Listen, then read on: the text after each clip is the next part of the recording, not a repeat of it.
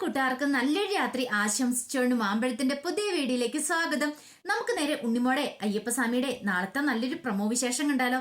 അങ്ങനെ ഇന്നത്തെ വിശേഷത്തെ നമ്മൾ കണ്ടു. ദേവകിയമ്മ ഒരു കാര്യം തീരുമാനിച്ചു. ഉണ്ണിമോളെ ജീവനും കൂടെ കൂടി മണിമാളയിലേക്ക് ആ സ്ത്രീ പിടിച്ചോണ്ട് പോയിരിക്കുകയാണ്. അപ്പൊ അവരെ രക്ഷിക്കണം. അപ്പൊ അവർക്ക് വേണ്ടുന്ന ഫുഡ് കൊടുക്കണം മണിമാളയിലുള്ളവർക്ക്. പിന്നീട് ദേവകിയമ്മ ആഹാര സാധനങ്ങൾ എവിടെന്തെങ്കിലും കിട്ടുമോന്ന് അറിയാൻ വേണ്ടി അങ്ങോട്ട് പോവാണ്. ഈ സമയം ബാബരി പറഞ്ഞ് ഞാനും വരാന്ന് പറഞ്ഞ് ആ കൂടെ പോവാണ്. ആ സമയത്തോ ജീവനെ എങ്ങനെയും രക്ഷിച്ചാൽ മതിയാവുള്ളൂ. ജീവനെ രക്ഷിച്ചാൽ മാത്രമേ സൂര്യനെ രക്ഷിക്കാൻ പറ്റുള്ളൂന്ന് ജീവയുടെ അച്ഛനും അമ്മയ്ക്കും മനസ്സിലായി. അവർ രണ്ടുപേരും ഒന്നാകുവാണ്. ഗിരിദേവനാണ് അവരുടെ കണ്ണ് തുറപ്പിച്ചത്. അവർ രണ്ടുപേരും വഴക്കുണ്ടാക്കി പിണങ്ങി കഴിയുമായിരുന്നു. അങ്ങനെ മകന് വേണ്ടിയിട്ട് അവർ രണ്ടുപേരും ഒന്നിച്ചു. പിന്നീട് നേരെ മണിമാളയിലേക്ക് വരുവാണ്. ഈ സമയം ഗിരിദേവൻ മാത്രമാണ് മണിമാളയിൽ ഉണ്ടായിരുന്നേ. അങ്ങനെ അവർ നേരെ ഗിരിദേവന്റെ അടുത്തേക്ക് വന്നിട്ട് ഗിരിദേവനോട് ലീല ചോദിച്ചു, ഗിരിദേവ ജീവനെ കണ്ടോന്ന് ചോദിക്കാം. ഇത് കേട്ടതും ആദ്യം ഒന്നും മിണ്ടിയില്ല ഗിരിദേവൻ. പിന്നീട് ചോദിച്ചു, ഗിരിദേവ ജീവ എവിടെ പോയെന്ന് പറയാവോ? ഇവിടെ ഉണ്ണിമോളയും കണ്ടില്ലോ എന്ന് പറയാ. ഇത് കേട്ടതും ഗിരിദേവൻ പറഞ്ഞു, അവര് മണിമാളയ്ക്കുള്ളിൽ പെട്ടെന്ന് പറയണേ. മണിമാളയ്ക്കുള്ളിലോ? അതെ, മണിമാളയ്ക്കുള്ളിൽ പെട്ടെന്ന് പറയാണ്. പക്ഷെങ്കിൽ ഇത് വിശ്വസിക്കാനായിട്ട് ലീല തയ്യാറായില്ല. അതെങ്ങനെയാ? ജീവ പുറത്തുണ്ടായിരുന്നല്ലോ. പറഞ്ഞില്ലേ, കാരണം നാളെയാണ് അവരുടെ അവസാനത്തെ ദിവസം. നാളേക്ക് മുമ്പ് അവർ ആഹാര പദാർത്ഥങ്ങൾ ഉണ്ടാക്കി മണിമാളയിൽ ഉള്ളവർക്ക് കൊടുക്കണം. അവരെ തൃപ്തിപ്പെടുത്തണം. എങ്കിൽ മാത്രമേ അവരുടെ ഓർമ്മശക്തി തീരെ കിട്ടുള്ളൂ. അല്ലെങ്കിൽ അവരെ മണിമാളയിലേക്ക് പിടിച്ചോണ്ട് പോകും. പക്ഷേങ്കിൽ ഇന്ന് അപ്രതീക്ഷിതമായിട്ട് മണിയടിച്ചു. അവരെ വന്ന് മണിമാളയിലുള്ള സ്ത്രീ കൊണ്ടുപോയെന്ന് പറയാം. ഇത് കേട്ടപ്പോൾ ലീല വാവിട്ട് നിലവിളിക്കുക. പെട്ടെന്ന് ജീവയുടെ അച്ഛൻ സമാധാനിപ്പിച്ചു. ഞങ്ങൾ എന്ത് ചെയ്യണം ഗിരിദേവൻ എന്ത് ചെയ്യണം എന്നൊരു വാക്ക് പറഞ്ഞാൽ മതി എന്ന് പറയാം. പെട്ടെന്ന് ഗിരിദേവൻ പറഞ്ഞു, ഒരു കാര്യം ചെയ്യാം, മണിമാളയിൽ ഉള്ളവർക്ക് ആഹാരം കൊണ്ടാ കൊടുക്കണം. അവരുടെ വയറും മനസ്സും നിറയണം. എങ്കിൽ മാത്രമേ ഇനി ഉണ്ണിമോളൻ ജീവനെ രക്ഷിക്കാൻ സാധിക്കുള്ളൂ എന്ന് പറയാം. ഈ സമയം ലീല പറഞ്ഞു, ജീവയുടെ അച്ഛനോട് പറഞ്ഞു, എങ്ങനെയെങ്കിലും വാ, നമുക്ക് എവിടെയെങ്കിലും പോയി എങ്ങനെയെങ്കിലും ആരുടെയൊക്കെ ചോദിച്ചിട്ടാണ് പെട്ടെന്ന് തന്നെ ആഹാര സാധനങ്ങൾ ഉണ്ടാക്കി കൊടുക്കാം. ഈ സമയം ഗിരിദേവൻ ഒരു കാര്യം കൂടെ പറഞ്ഞു, നാളെ മാഘപൗർണമിയാണ്. അതിനു മുമ്പ് തന്നെ ആഹാര സാധനങ്ങളൊക്കെ ഉണ്ടായിക്കൊണ്ട് കൊടുത്തില്ലെങ്കിൽ ഒരു കാരണവശാലും പിന്നെ അവരെ തിരികെ കിട്ടില്ല എന്ന് പറയാം. രണ്ടുപേർക്കും വല്ലാത്ത വെപ്രാളമായി. അവർ രണ്ടുപേരും കൂടെ അങ്ങോട്ട് പോവാണ്. എവിടെയായാലും ചെന്ന് എങ്ങനെയാലും പെട്ടെന്ന് തന്നെ ഫുഡ് ഉണ്ടായിക്കൊണ്ട് വരണം. ഈ സമയം വാവരും ദേവയമ്മയോട് നടക്കുകയാണ്. കാരണം എവിടെയെങ്കിലും പോയി ചോദിച്ച് എങ്ങനെയാലും കുറെ ആഹാരങ്ങൾ ഉണ്ടായിക്കൊണ്ട് വന്ന് കൊടുക്കണം. പക്ഷെ എത്ര കൊടുക്കണം അങ്ങനെയൊന്നും അതിനെക്കുറിച്ച് യാതൊരു ഐഡിയ ഇല്ല. അപ്പൊ ഒന്ന് രണ്ട് വീട്ടിൽ കയറിയിട്ടാണെങ്കിൽ ആരും ഒന്നും കൊടുത്തില്ല. ദേവയമ്മയ്ക്ക് വല്ലാത്ത വിഷമായി. ഇനി എന്ത് ചെയ്യും? ഉണ്ണിമോളെ ജീവനെ എങ്ങനെ രക്ഷിക്കും? ബാബര് എനിക്കറിയില്ല എന്ന് പറയാം. ബാബര് പറഞ്ഞു, അതെ മുത്തശ്ശി വിഷമിക്കണ്ട കേട്ടോ, അതിനുള്ള പരിഹാരം അയ്യപ്പസ്വാമിയായിട്ട് കാണിച്ചു തരുമെന്ന് പറയാം. പക്ഷെങ്കിൽ മുത്തശ്ശിക്ക് ഒരു പ്രതീക്ഷയില്ല. കാരണം അവരുടെ വയറ് നിറയണമെങ്കിൽ എന്തൊരു ആഹാരം കൊടുക്കണം ഒന്നും അറിയില്ല. അത് മാത്രമല്ല ഒന്നും കിട്ടിയതുമില്ല. എന്ത് ചെയ്യണം എന്നറിയത്തില്ലാത്ത അവസ്ഥ. ഈ സമയത്താണെങ്കിലോ ജീവയുടെ അച്ഛനും അമ്മയും കൂടെ പോയി ഒരു 19 പേർക്കുള്ള ആഹാര സാധനങ്ങളൊക്കെ ഉണ്ടാക്കി. അങ്ങനെ ആഹാര സാധനങ്ങളൊക്കെ ഉണ്ടാക്കിക്കൊണ്ട് അങ്ങോട്ട് വരുവാണ്. ഈ സമയം കുറെ ദൂരം അലഞ്ഞിരിഞ്ഞിട്ടും ദേവയമ്മയ്ക്കൊന്നും കിട്ടിയില്ല. അങ്ങനെ നടക്കുമ്പോഴാണ് ഒരു മാവിന്റെ ചോട്ടിൽ നിന്ന് ഒരു മാമ്പഴം കിട്ടത്. ഈ സമയം ഭാവര് പറഞ്ഞു, ദേ മുത്തശ്ശി ഒരു മാമ്പഴം കിടക്കുന്നു പറയാം. അപ്പൊ ദേവകിയമ്മ അതെടുത്തു. അല്ല മുത്തശ്ശി, ഈ മാമ്പഴം കൊണ്ടേ മണിമാളയിലുള്ളവർക്ക് കൊടുത്താലോ? ഇത് കേട്ടപ്പം ദേവകിയമ്മ പറഞ്ഞു, അല്ല ഞാനൊരു കാര്യം ചോദിച്ചോട്ടെ, ഇത് കൊണ്ടേ കൊടുത്തിട്ടുണ്ടെങ്കിൽ അവരുടെ വിശപ്പ് മാറുമോ? അവരുടെ മനസ്സിന് തൃപ്തിയാവുമോ എന്ന് ചോദിക്കാം. അതറിയില്ല, വേറെ ഒന്നും കിട്ടിയില്ലോ, ഇത് മാത്രമല്ലേ കിട്ടിയുള്ളൂ. ഒരു കാര്യം ചെയ്യാം, ഗിരിദേവനോടാണല്ലോ നമുക്ക് പോയി പറയാന്ന് പറഞ്ഞ് അവര് പോരുവാണ്. ഈ സമയം ഗിരിദേവന് അവിടെ ഇരുന്ന് ധ്യാനിക്കുകയാണ്. വേറെ സ്ഥലത്ത് മാറിപ്പോയിരുന്ന് ധ്യാനിക്കുകയാണ്. ഗിരിദേവൻ പ്രാർത്ഥിക്കുകയാണ്. ഹനുമാൻ സ്വാമിനെ ആയിരിക്കും പ്രാർത്ഥിക്കുന്നത്. ഒരു പക്ഷേങ്കിൽ ഹനുമാൻ സ്വാമിയാണ് ഇവർക്ക് ശാപം കൊടുത്തിരിക്കുന്നത്. അപ്പൊ ആ ശാപമോഷം അവർക്ക് കിട്ടണമെങ്കിൽ അവരുടെ മനസ്സുമൊക്കെ വയറൊക്കെ തൃപ്തിയാകണമെങ്കിൽ ഹനുമാൻ സ്വാമി തന്നെ വിചാരിക്കണം. അപ്പൊ അതിനു വേണ്ടിയുള്ള ധ്യാനത്തിലാന്ന് തോന്നുന്നത്. ഗിരിദേവൻ ഇരുന്ന് ധ്യാനിക്കുന്നത് കാണിക്കുന്നുണ്ട്. പിന്നീട് മണിമാളയിലേക്ക് ഉണ്ടാക്കിയ ആഹാര സാധനങ്ങളൊക്കെ ആയിട്ട് ജീവയുടെ അച്ഛനും അമ്മയും കൂടെ കയറി വരുവാണ്. അങ്ങനെ അവര് മണിമാളയുടെ മുന്നിൽ കൊണ്ടുവന്ന് ആ സാധനങ്ങൾ വെച്ചിട്ട് മണിയടിക്കുവാണ്. മണി അടിച്ചു കഴിഞ്ഞപ്പോഴത്തേനും അതിനകത്തുനിന്ന് ആ സ്ത്രീ ഇങ്ങോട്ട് ഇറങ്ങി വന്നു. സ്ത്രീ കഥയൊന്ന് ഇറങ്ങി വന്നിട്ട് നോക്കി കഴിഞ്ഞപ്പോഴത്തേനും കുറെ ആഹാര സാധനങ്ങൾ ഇരിക്കുന്നുണ്ട്. പിന്നീട് നിമിഷ നേരം കൊണ്ട് ആ പാത്രങ്ങളെല്ലാം കാലിയായി. പാത്രങ്ങളെല്ലാം അങ്ങോട്ട് വലിച്ചെറിയുകയാണ്. സ്ത്രീ അങ്ങോട്ട് കയറി പോവുകയും ചെയ്തു. ഇതെല്ലാം കണ്ടിട്ട് അവർക്കൊന്നും മനസ്സിലായില്ല. ജീവയുടെ അച്ഛനും അമ്മയ്ക്കും ഒന്നും മനസ്സിലായില്ല. അപ്പോഴാണ് ദേവകിയമ്മയും ബാബരും കൂടെ അങ്ങോട്ട് വരുന്നത്.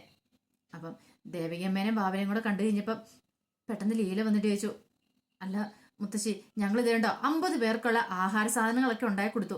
പക്ഷേങ്കിൽ ഇത് കണ്ടോ ഈ പാത്രമല്ല അവർ കഴിച്ചിട്ട് വെച്ചേക്കുന്നുണ്ടോ? അവരുടെ മനസ്സും വയറും നിറഞ്ഞില്ല എന്ന് തോന്നേ. ഇതേ മോനെ എനിക്കൊക്കെ ഇതുവരെയായിട്ടും വിട്ടു കിട്ടിയിട്ടില്ല. മോനെ മാത്രമല്ല ഉണ്ണിമോളൻ വിട്ടു തന്നിട്ടില്ലെന്ന് പറയാ. ദേവയമ്മയ്ക്ക് സങ്കടമായിപ്പോയി. ഈ സമയം ദേവയ്യം പറഞ്ഞു, ഇനിയിപ്പോ എന്ത് ചെയ്യും അവരെ? ഗിരിദേവനെയാട്ടോ കാണുന്നുമില്ല. ആകെപ്പാടെ എൻ്റെ കയ്യിൽ ഈ ഒരു മാമ്പഴം മാത്രമേ ഉള്ളൂ. ദേവയ്യം ഒരു കാര്യം തീരുമാനിച്ചു, ഇനിയിപ്പം നോക്കിയിരുന്നിട്ട് കാര്യമില്ല. മാഘപൗർണമി എത്തി. അപ്പൊ അതിനു മുമ്പ് ഇത് കൊണ്ടേ കൊടുക്കണം. ആഹാര സാധനങ്ങൾ കൊടുക്കാനായിട്ട് എന്നെ കൊണ്ട് വശം ഇല്ല. അപ്പൊ ഞാനൊരു കാര്യം ചെയ്ത് തീരുമാനിച്ചു, എനിക്ക് എങ്ങനെയും മണിമാളയ്ക്കുള്ളിൽ എത്തിപ്പെടണം. എങ്കിൽ മാത്രമേ എനിക്ക് എൻ്റെ ഉണ്ണിമോളെ രക്ഷിക്കാൻ പറ്റുള്ളൂ എന്ന് പറയാം. ലീല പറഞ്ഞു, 50 പേർക്കുള്ള ചോറും കറികളും കൊടുത്തിട്ട് അവർക്ക് തൃപ്തിയായില്ല. പിന്നെ മുത്തശ്ശി എന്ത് ചെയ്യാനാ തീരുമാനിച്ചിരിക്കുന്നു ചോദിക്കുക. ഈ സമയം ദേവകൻ പറഞ്ഞു, അതെ എൻ്റെ കയ്യിൽ ഈ മാമ്പഴം ഉണ്ട്. എനിക്ക് ആ കിട്ടിയിരിക്കുന്ന ഈ മാമ്പഴം മാത്രമാണ്. ഞാനിത് അവർക്ക് കൊടുക്കൂന്ന് പറയാം. പെട്ടെന്ന് ജീവയുടെ അച്ഛൻ ചോദിച്ചു, അല്ല ഇത്രയും പേർക്കുള്ള ഫുഡ് കൊടുത്തിട്ടും തൃപ്തിയാകാത്ത അവർക്ക് ഈ ഒരു ചെറിയ മാമ്പഴം കൊണ്ട് എന്താവാനാന്ന് ചോദിക്കുക. ദേവകൻ പറഞ്ഞു, അതൊന്നും എനിക്കറിയത്തില്ല. പക്ഷേങ്കില് ഞാൻ മണിയടിക്കാൻ പോവാം. മണിയടിച്ചു കഴിഞ്ഞിട്ട് വാതിൽ തുറക്കട്ടെ. വാതിൽ തുറന്നു കഴിയുമ്പോൾ എന്താ സംഭവിക്കുന്ന അറിയാലോ എന്ന് പറയാം. ലീലൻ ജീവയുടെ അച്ഛനും തടയാനായിട്ട് ശ്രമിച്ചു. വേണ്ട മുത്തശ്ശി വേണ്ട, അതിനകത്തേക്ക് പോയിട്ടുണ്ടെങ്കിൽ പുറത്തേക്ക് ഇറങ്ങാൻ പറ്റില്ല. പുറത്താണെങ്കിൽ എങ്ങനെയെങ്കിലും കുട്ടികളെ രക്ഷിക്കാൻ പറ്റുമോ നോക്കാം. ഇനി മുത്തശ്ശി ഇപ്പൊ അകത്ത് എന്നിട്ട് എന്ത് ചെയ്യാനാന്ന് ചോദിക്കുക. മുത്തശ്ശി പറഞ്ഞു, അതൊന്നും കുഴപ്പമില്ല. എനിക്ക് എൻ്റെ കുഞ്ഞിനെ രക്ഷിക്കാൻ പറ്റിയില്ലെങ്കിൽ പിന്നെ ഞാൻ പുറത്തുണ്ടായിട്ടും കാര്യമില്ല. എനിക്ക് എൻ്റെ ഉണ്ണിമോളെ വേണം, എല്ലാ ഓർമ്മ ശക്തിയോടും കൂടിയിട്ട് തന്നെ. അപ്പൊ ഉണ്ണിമോളില്ലാതെ എനിക്കിവിടുന്ന് ഇനി വീട്ടിലേക്കും ഒരു മടങ്ങിപ്പോക്കില്ല. അതുകൊണ്ട് ഞാൻ മണിമാളിയിലേക്ക് പോകാൻ തന്നെ തീരുമാനിച്ചെന്ന് പറയാം. പിന്നീട് ദേവകിയമ്മ എന്ന് മണിയടിക്കുവാണ്. അങ്ങനെ ദേവകിയമ്മ മണിയടിച്ചു കഴിയുമ്പോഴത്തേനുമാണ് ആ അത്ഭുതം നടക്കണേ. ദേവകിയമ്മ മണിയടിച്ചു കഴിഞ്ഞപ്പോൾ വാതിലിങ്ങനെ മലർക്കെ തുറന്നു. ആ സ്ത്രീ അങ്ങോട്ട് ഇറങ്ങി വരുവാണ്. വന്നിട്ട് ചോദിച്ചു, എന്തിയെന്ന് ചോദിക്കുകയാണ്. ഇത് കേട്ടപ്പോൾ ദേവകിയം പറഞ്ഞു, ഇല്ല ആഹാര സാധനങ്ങളൊന്നും ഇല്ലാന്നേ. ആഹാര സാധനങ്ങളൊന്നും ഇല്ലേ? അത് കൊള്ളാലോ, നല്ല കളിയെ. എന്നിട്ടാണോ നിങ്ങൾ മണിയടിച്ചെന്ന് ചോദിക്കുക. ഈ സമയം ദേവകിയം പറഞ്ഞു, കുറെ സ്ഥലത്ത് അലഞ്ഞിരിഞ്ഞിട്ടും സാധനങ്ങളൊന്നും കിട്ടിയില്ലെന്ന് പറയാം. എൻ്റെ ആകെപ്പാടെ ഈ മാമ്പഴം മാത്രമുള്ളെന്ന് പറയാം. അത് കൊള്ളാലോ എന്നും പറഞ്ഞിട്ട് അവരെന്ത് ചെയ്യണം, ദേവകിയമ്മയുടെ കയ്യെ പിടിച്ചു വലിച്ച് അകത്തേക്ക് അങ്ങോട്ട് കൊണ്ടുപോവാ. എന്തെല്ലാം കണ്ടുവന്ന ജീവയുടെ അച്ഛനും അമ്മയ്ക്കും എന്ത് ചെയ്യണമെന്ന് അറിയില്ലായിരുന്നു. അവർക്കൊരു കാര്യം മനസ്സിലായി, ഇനിയിപ്പം ജീവനെ ഉണ്ണിമോളൊന്നും രക്ഷിക്കാൻ പറ്റില്ല. എന്തോ ഒരു ഫുഡ് കൊണ്ട കൊടുത്തിട്ടുണ്ടെങ്കിലും അവരുടെ മനസ്സും വയറും നിറയുമെന്ന് തോന്നില്ല. തങ്ങളുടെ മക്കളെ നഷ്ടപ്പെട്ടെന്ന് അറിഞ്ഞു കഴിഞ്ഞപ്പം ലീല അവിടെ ഇരുന്ന് പൊട്ടിക്കരയുവാണ്. ജീവയുടെ അച്ഛൻ എന്ത് ചെയ്യണമെന്ന് അറിയില്ല. ജീവയുടെ അച്ഛന് ലീല ആശ്വസിപ്പിക്കാനൊക്കെ ശ്രമിക്കുന്നുണ്ട്. എന്റെ തെറ്റാണ്, ഞാൻ ഒരു പക്ഷേങ്കിൽ അങ്ങനെ പറഞ്ഞില്ലായിരുന്നെങ്കിൽ ഇന്ന് ജീവയ്ക്ക് ഈ അവസ്ഥ ഉണ്ടാവില്ലെന്ന് പറയാം. അപ്പൊ ലീല പറഞ്ഞു, അത് മാത്രമല്ല ഞാൻ പറഞ്ഞതും കൂടെ കൊണ്ട് അവൻ ഇത്ര വിഷമമായത്. മണിമാളിയിലുള്ളവർക്ക് തിന്നാനിട്ട് കൊടുക്കുമെന്ന് പറഞ്ഞുകൊണ്ടാ. ദൈവം പോലും നമ്മളോട് പൊറുക്കത്തില്ല. അവന്റെ മനസ്സ് ഇത്രമാത്രം വേദനിക്കുമെന്ന് ഞാൻ വിചാരിച്ചില്ലെന്ന് പറയാം.